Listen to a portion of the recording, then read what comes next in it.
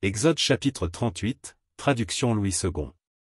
Il fit l'autel des holocaustes de bois d'acacia, sa longueur était de 5 coudées, et sa largeur de 5 coudées, il était carré, et sa hauteur était de 3 coudées. Il fit, aux 4 coins, des cornes qui sortaient de l'autel, et il le couvrit d'airain. Il fit tous les ustensiles de l'autel, les cendriers, les pelles, les bassins, les fourchettes et les brasiers, il fit d'airain tous ces ustensiles. Il fit pour l'autel une grille d'airain, en forme de treillis, qu'il plaça au-dessous du rebord de l'autel, à partir du bas, jusqu'à la moitié de la hauteur de l'autel.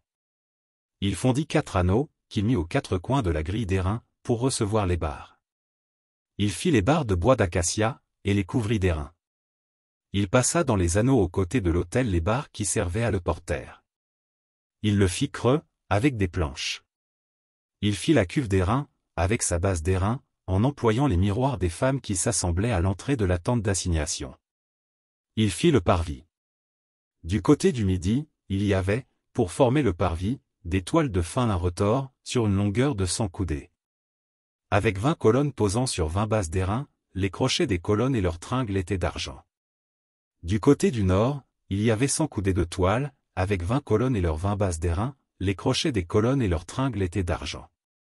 Du côté de l'occident, il y avait 50 coudées de toile, avec 10 colonnes et leurs 10 bases, les crochets des colonnes et leurs tringles étaient d'argent. Du côté de l'orient, sur les 50 coudées de largeur, il y avait, pour une aile, 15 coudées de toile, avec 3 colonnes et leurs 3 bases.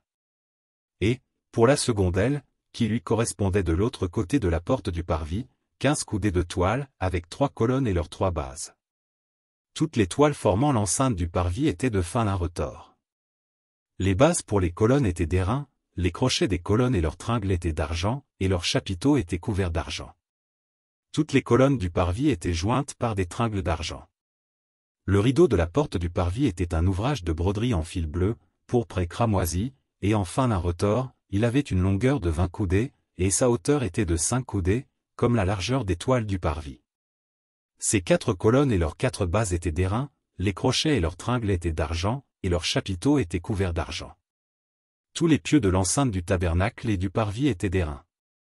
Voici les comptes du tabernacle d'assignation, révisés, d'après l'ordre de Moïse, par les soins des Lévites, sous la direction d'Ithamar, fils du sacrificateur Aaron. Betsalel, fils d'Uri, fils de Hur, de la tribu de Juda, fit tout ce que l'Éternel avait ordonné à Moïse. Il eut pour aide Oliab, fils d'Aïsamach, de la tribu de Dan, habile à graver, à inventer, et à broder sur les étoffes teintes en bleu, en pourpre, en cramoisi, et sur le fin lin.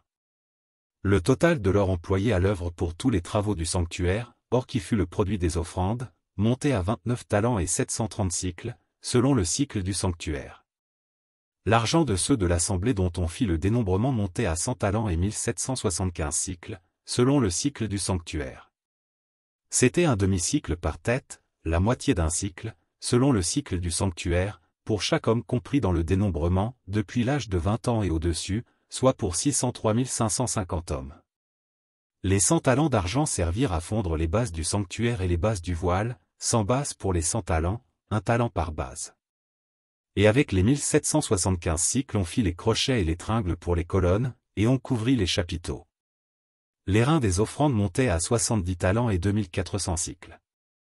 On en fit les bases de l'entrée de la tente d'assignation, l'autel d'airain avec sa grille, et tous les ustensiles de l'autel.